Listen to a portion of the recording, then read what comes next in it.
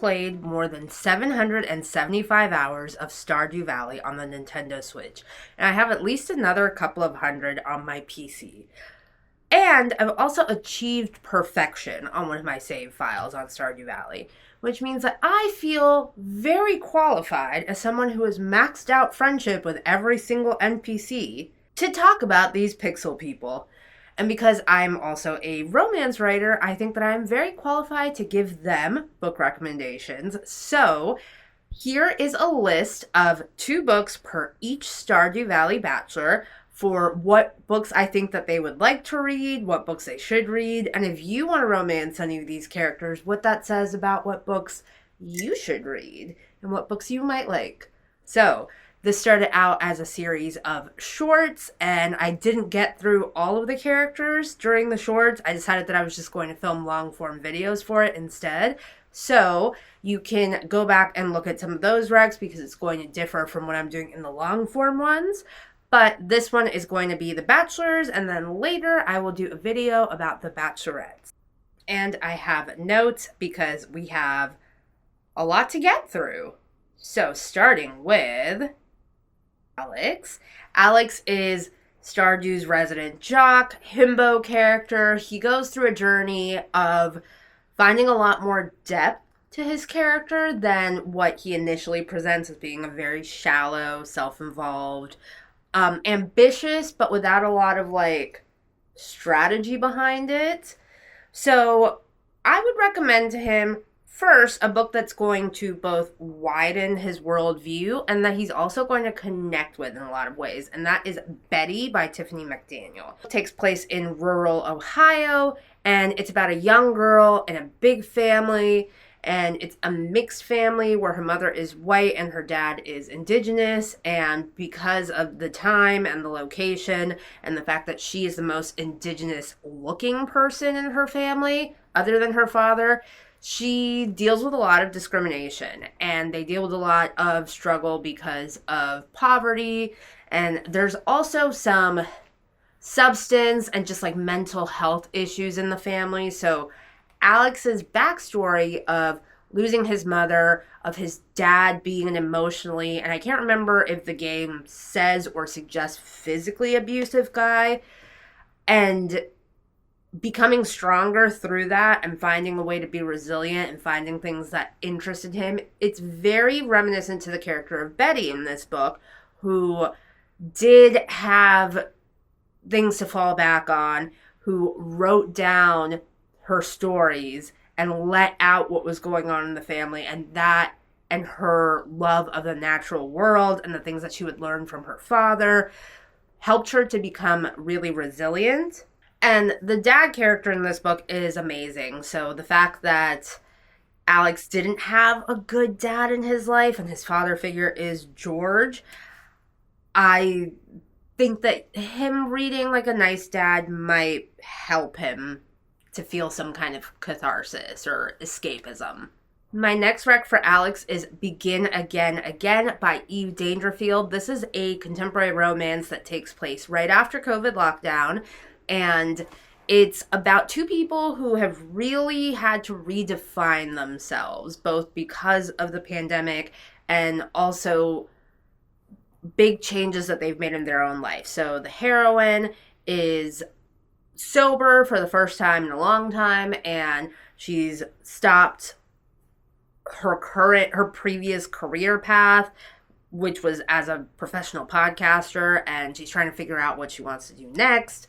And the hero is a former star pro rugby player in Australia who gets sidelined because of an injury, and then his whole life plan, everything that he had always pictured for himself, is just gone. And Alex, being someone who thinks he's going to go pro in grid ball, and that obviously doesn't happen, could relate to putting your whole identity and all of your hopes and dreams into sports and it not panning out and having to figure out who you are outside of that and whether there's another way to feel fulfilled in your life. So that one is kind of perfect because you could almost read the heroine character as the farmer, someone who is starting a brand new career path herself and trying to figure out, what do I actually want out of my life? Next up, we have Elliot, and I don't know why some people hate Elliot. I know that he's pretentious, but I love him. And his 14 Heart event, because I have married Elliot in one of my save files, is just so good. It's so romantic. I won't spoil it for you, but you should romance Elliot if you haven't. And if you have, here are some books that I would recommend. I would recommend first Walden by Henry David Thoreau. And full disclosure, this is a classic. I own it. I started reading it. I have not finished it. But it's about Henry David Thoreau going to live in isolation in a cabin and get closer to nature and all of his reflections on that. And that is so Elliot. That's literally what Elliot does when he moves to that shack on the beach in Pelican Town. So I think that he would really love it, and he would see himself as like one of these great writers in the making, like Thoreau. So he'd really vibe with that. The next pick that I have for Elliot is Lovely War by Julie Berry. And this is this epic, sweeping tale. It's a love story of two couples who meet and fall in love during World War I and their friendship with each other among the two couples. And it's all narrated by the goddess of love herself, Aphrodite. And it is so heart-wrenchingly beautiful. It's like one of the prettiest and sweetest and most captivating, life-altering books I've ever read. Like, if you look at my copy, which I'm not going to grab, I've annotated it to hell and back. It's so good. I love it. I love it. I love it. And Elliot would love it too, because I think that he would like war. And just the sweeping, epic nature of it, and it all being about love, ultimately. About this very small, singular, yet universal experience that people have that transcends all this other global chaos and despair.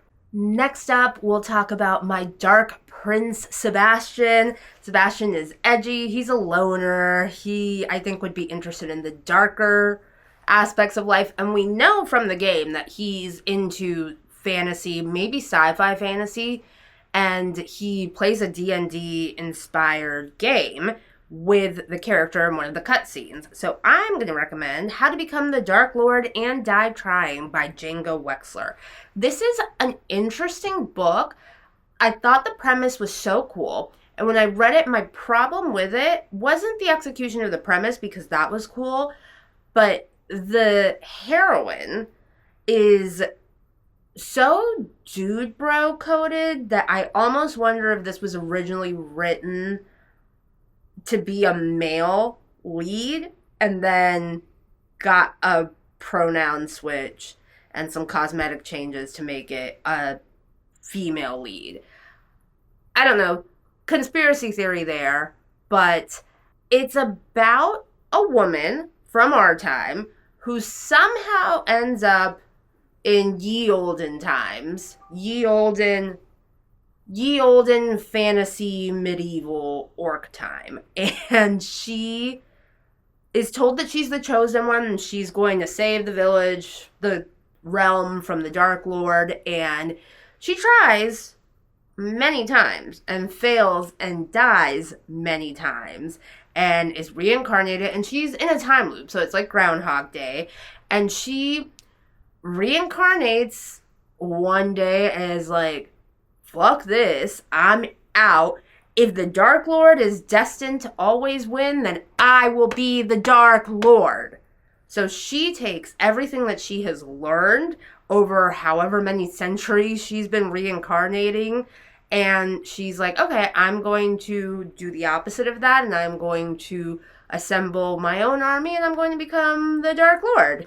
And it has interesting results. So I think that Seb would really vibe with this one. It's funny, the world building is interesting, and the fantasy setting would be right up his alley. Next up, I have one that I think Seb would like because he is so edgy and so dark and so mysterious and such an outcast. And the main character in this book is also edgy and dark and mysterious and an outcast. And that book is the only one that I am going to show a physical copy of today, which is House of Leaves.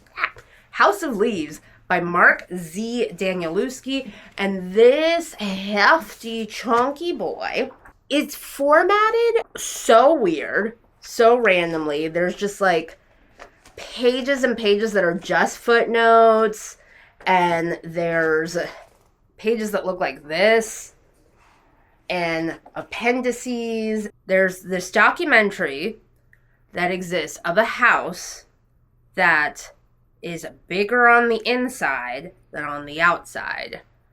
And the people living in that house, one is a filmmaker, so they decide to document this, and the house keeps getting bigger and bigger and bigger on the inside, and there's this whole expedition.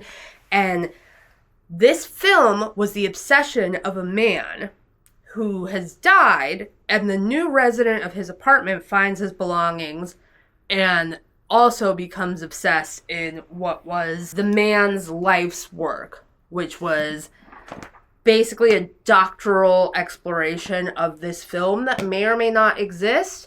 So this is transcripts from that film and the work of the dead man and the annotations, the long form annotations of this absolute like degenerate chaos goblin of a man who finds the manuscript. It's so weird, and the lore around it and the internet theories around it are fascinating and definitely worth a deep dive. This did not take me as long to read as the density and all the footnote hopping might suggest. And it was an interesting experience. I feel like there were people who definitely read it and got more out of it than I did initially, who really wanted to piece it together, and I just wanted to get through it because I had my own theories about what it was going on and what the book was trying to say. And I still found it very satisfying to then go back and watch people's videos about what the book is trying to say and what it's about and all the meta-narratives that are... Next up, we have Sam, sweet boy, best boy in the game. Seriously, I did not expect to love Romancing Sam as much as I did, but his story is fantastic, and I just really enjoy him. It's really sweet and wholesome, and because of that, I'm going to give him some sweet and wholesome recs. So first up is The Road to Roswell by Connie Willis. This is a sci-fi road trip romp about a group of strangers who get abducted by the most adorable alien you ever did see, who is nicknamed Indy by the main character, and he looks like a tumbleweed and is just so cute, doesn't speak, but figures out how to communicate. Indy's adorable, and he abducts this woman, and she is in Roswell for a wedding, and her friends are, like, UFO nuts, and she doesn't really believe in it, and then she gets abducted in her car by an alien. She's like, this is an alien. This is very... What the fuck? And she's almost like pissed off and embarrassed about being abducted by an alien because seriously, what?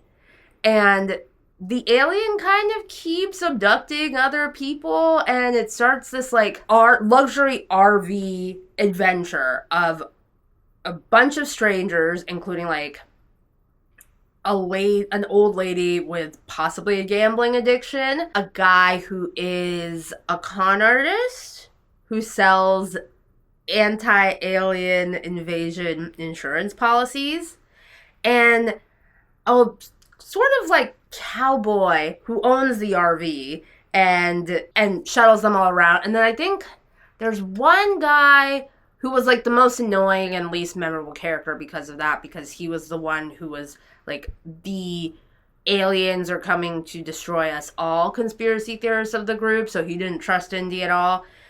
A lot of shenanigans happen in this book, and there is a romance subplot, and it's adorable and funny, and it's just goofy and sweet, just like my goofy sweet boy Sam. Next up for Sam, I have a steamy romance called The Pool Boy by Nikki Sloane. I don't know if I thought of this very Mrs. Robinson romance because Sam gives me, like, boy who would be seduced by Mrs. Robinson vibes, or if I just associate him with hot moms because I want Jody to step on me.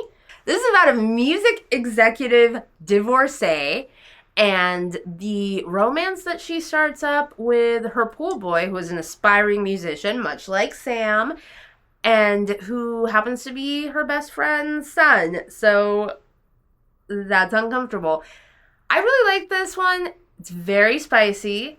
It's obviously an age gap romance, and it's taboo, and I enjoyed it very much. And it's part of a whole series of standalone romances that take place in the same neighborhood. I haven't read any of the other ones, but there are some that I am definitely interested in.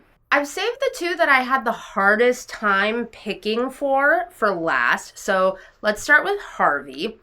When I think of Harvey, I think science, planes, wife guy. So first is a novella. I believe it's novella length, but I listened to it on audio. And it's by Becky Chambers, and it's called To Be Taught If Fortunate.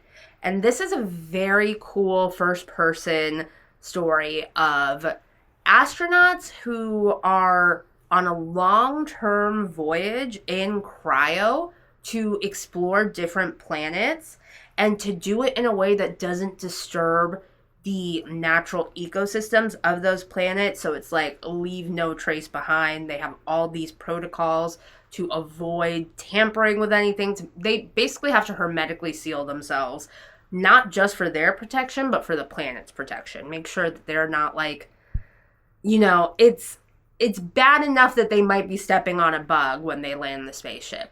So it's very intricate and detailed about like, hey, so if you were in cryo sleep for any given amount of time, it wouldn't be like in the movies where you just wake up and you're up and about. You would have to like unplug a lot of things, and it would be kind of gross, and your fingernails would be really long. But it's really about these deep philosophical questions about why we explore things, what it means for humanity to explore space, what it means to go on an endeavor that may not lead to anything fruitful. It's been a while since I read it, but I remember having like a full-on existential crisis in the best way after it. And I think that Harvey would like it. I think that he would get really into all the details, all the science-y stuff, and the idea of exploration because he wanted to be a pilot and wasn't able to. I think that part would appeal to him. Another book that I might have recommended for him is The Martian, now that I think of it. But yeah, I'm definitely picking up Harvey would like space. So I'm seeing like aerospace being the link to his piloting. I'm rushing to finish before my battery dies. So wife guy, Harvey. He is such a simp, and for this, I would recommend Rafe by Rebekah Weatherspoon. It's about a buff male nanny, and he starts working for this hot lady doctor, and she's very busy, and she has twins, and she needs all of her needs taken care of, and Rafe is willing to do so. And I love Rebekah Weatherspoon's online presence. She's a really good follow, and this is a fun book, and she addresses the power imbalances of an employee-employer romance in a really thoughtful way, and there's just good communication in it. It's adorable. Rafe is very hot, and I think that, Harvey could be not buff male nanny. That could be an alternate reality version of Harvey for sure. Last up is Shane. Oh, Shane. I really thought that I was going to suggest books about sobriety and recovery for him, but then I had the perfect, like, skies opened up and revealed to me what book I would recommend to Shane, and that is Chick Magnet by Emma Barry. It is about a rural, depressed veterinarian who meets a YouTube backyard chicken influencer. Turns out it's a thing. And he's very mean to her and very grumpy with her. And there's chickens. Grumpy and chickens. And not liking someone who moves to town. Those are like the three well, there's a fourth one. But those are like the main defining characteristics of Shane. And at the heart of this seemingly frothy, funny, lighthearted rom-com, it's really like a intense story of like someone facing a mental health crisis silently and realizing that he does need help. And if that's not Shane, I don't know what is. And then my last pick for Shane is actually a historical romance by Lisa Kleypas, and it's called Dreaming of You. And Dreaming of You is the Derek Craven book. If you follow Romancelandia on social media, you know that there's a lot of discussion between which one of two Lisa Kleypas heroes is superior. There's Derek Craven from Dreaming of You and Sebastian from Devil in Winter. I just had like a whoop. And I'm definitely a Sebastian girl, so I don't know why. Whoop. The most Shane part of Dreaming of You to me is when Derek Craven says that gin was basically like mother's milk to him and that he was raised by whores in a brothel, and he owns a gambling house, so basically like a gentleman's club where gambling and other debauchery happens, and he's the victim of a crime and gets saved by an unassuming writer, and he tries to shoo her away and she won't go, and then they fall in love, and it's passionate and beautiful and dramatic and opposites attract. And again, that like, go away, I don't want to talk to you is so Shane. So there you have it, farmers. Those are book recs that I would suggest, whether I'm suggesting them directly to the characters in Stardew Valley or to you, the readers, based on who you are most drawn to, who you're currently romancing in Stardew Valley. So let me know in the comments if you've read any of these books, if you have alternate recommendations for any of the Bachelors, and if you have any recommendations for the Bachelorettes, because that video is coming soon. Bye until next time.